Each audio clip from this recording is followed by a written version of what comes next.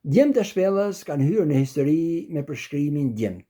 Kështu thot Allahu Madhëruar në vijim të ajeteve të surës El-Kehf, ku tregohet historia e tyre, thot innahum fitjetun amanu bi rabbihim. Ata ishin një grup djemsh që besuan në Zotin e tyre. Ata në këtë ajet përshkruhen me fjalën djem, apo ndryshe faza e djalërisë. Faza e djalërisë është një fazë në cilën kalon njeriu gjatë zhvillimit të tij dhe është një fazë ndërmjetme mes vegjelisë dhe burrërisë. Dhe sipas dietarëve, kjo fillon me arritjen e të voglit moshën e pjekurisë dhe që ndodh 13, 14 apo 15 vjeç sipas zhvillimit mesatar, dhe në këtë moshë hyn në fazën e djalërisë për të vazhduar pastaj deri në fazën tjetër të burrërisë. Pikërisht në këtë fazë ishin këta djem besimtar, historia e cilëve është përshkruar apo është treguar në surën El-Kehf. Kjo fazë e zhvillimit të njeriut karakterizohet nga dy cilësi. E para prej tyre pastërtia e zemrës, ndërsa e dyta karakteristikë që shfaqet në këtë moshë është edhe vullneti i lartë. Për sa e përket të parës, dhe që është pra pastërtia e zemrës, kjo duket qartë tek djemt e shpellës, sepse ata u distancuan nga adetet e popullit të tyre, baballarëve të tyre, u distancuan nga shirku dhe idhujtaria dhe përqafuan besimin e pastër dhe të drejtë dhe që është tauhidi apo njësimi i Allahut. Njësimi i Allahut, siç thot profeti sallallahu alaihi wasallam, është besimi i cilin lind njeriu, pra është natyra e krijimit. Dhe kështu lindin njerëzit. Kullu mauludin yuledu ala al-fitra, thot profeti sallallahu alaihi wasallam.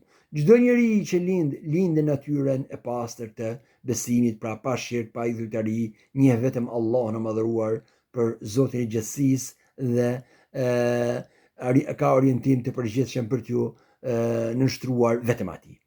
Dhe fakti që këta ishin në moshën e djalërisë, pra moshë shumë e afërt me këtë, pra me këtë natyrë në cilën lind njeriu, atëherë shohim pra se si kjo moshë ndikoi në orientimin e tyre të përgjithshëm dhe që ishte besimi i pastër dhe besimi në Allahun një apo tauhidi. Kjo është e para.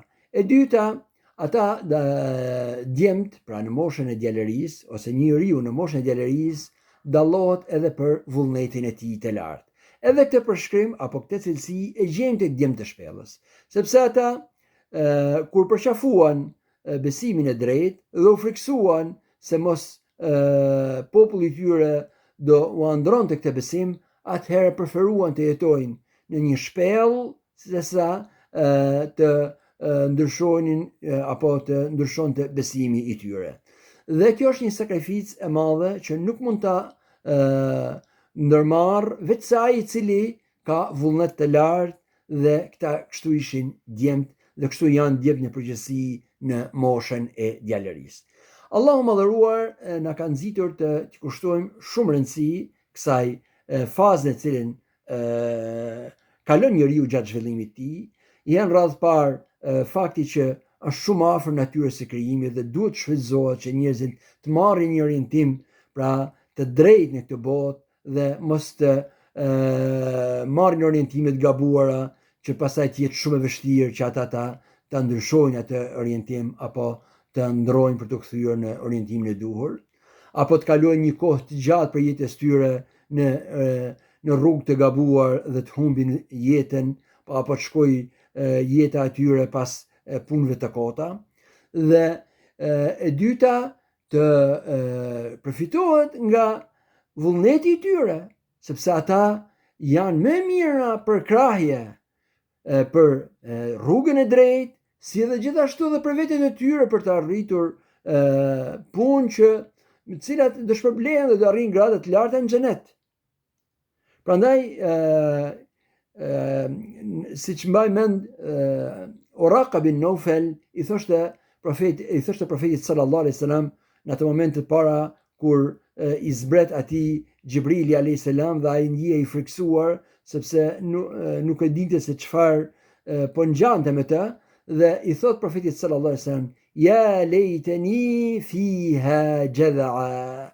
Oh, sikur tisha unë, i thoshte profetit sallallahu alaihi wasallam, momentin që ty do të armiqsoj populli jot, tisha një ri në moshën e djalërisë dhe të ndihmoj aty.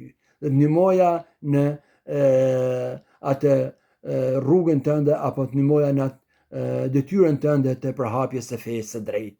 Sepse atë që bëjnë djemt askush nuk mund ta bëjë, veçse ata që kanë pra vullnetin e lartë. Dhe kështu ishin edhe shokët e profetit sallallahu alaihi wasallam. Një pjesë prej tyre e kanë ndjekur profetin sallallahu alaihi wasallam pikërisht në këtë moshë dhe u bën përkrasit më të fortë të fesë së Allahut madhëruar dhe të besimit të pastër, derisa Allahu madhëruar e hapi atë në katër anët e botës.